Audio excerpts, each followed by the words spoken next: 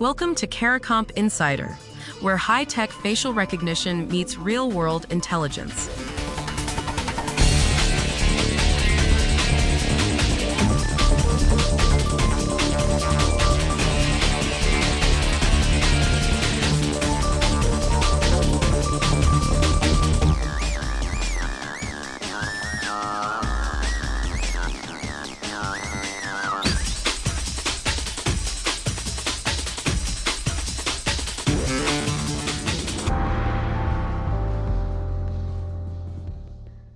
Your driver's license is about to move from your wallet into your phone, and the rules for who gets to peek at it before you even tap approve haven't been written yet.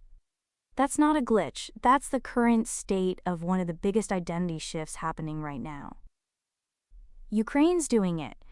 So is Singapore, Brazil, and the United Arab Emirates. Governments are racing to turn your phone into your official ID. And if you've ever unlocked your phone to prove who you are, this story is already about you. The promise sounds great, no more fumbling for cards, but the World Bank just put out a report warning that the plumbing behind all this is missing a critical piece. The question that hangs over the whole thing, when your phone becomes your ID, who's really in control of what it reveals, you or the company running the wallet? Let me start with what the World Bank actually said. They released a 56-page policy note on what they call trust frameworks. In plain terms, that's the rule book. Who's allowed to issue your digital ID, who's allowed to check it, and who's on the hook when something goes wrong. And their core point is the part most people skip past. Technology alone can't make this trustworthy. The institutions behind it have to be trustworthy. A fancy app doesn't help if the people running it aren't held to any rules. Now, the technology itself? According to the World Bank, that part's basically settled. Engineers already know how to build this. There's a feature called selective disclosure, a fancy way of saying you should be able to share only what's needed. Say a bar needs to know you're over 21. In theory, your phone proves you're old enough without handing over your name, your address, or your birthday. That's the dream. Share the minimum, expose nothing extra.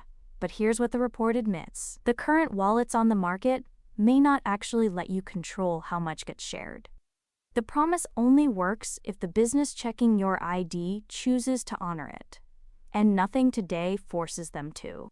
So the next time an app asks to verify your age, it could quietly scoop up far more than your age, and you'd never see it happen. The World Bank also flagged the messiest question of all, liability.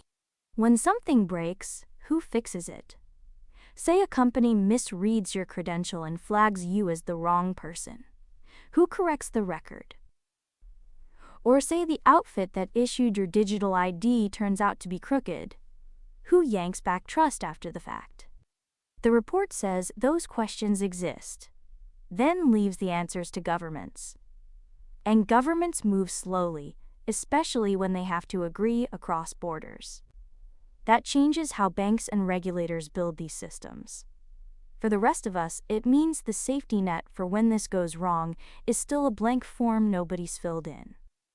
Here's the twist most people miss. The framework isn't missing because it's too early. The technology's ready and countries are already rolling it out. What's missing is the enforcement, the teeth.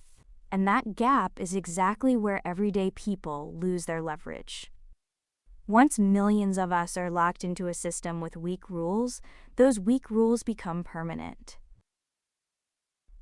So let's bring this home. Your phone is turning into your official ID. The apps can protect your privacy, but only if strong rules force them to. And right now, those rules have blanks where the accountability should be. This isn't a far-off tech debate. It's about whether the next time you prove who you are, you actually get to decide what you give away. The full story's in the description if you want the deep dive. Now you know something most people in this industry don't. Use it. And when you're ready to put it to work, caricomp.com. We'll see you tomorrow.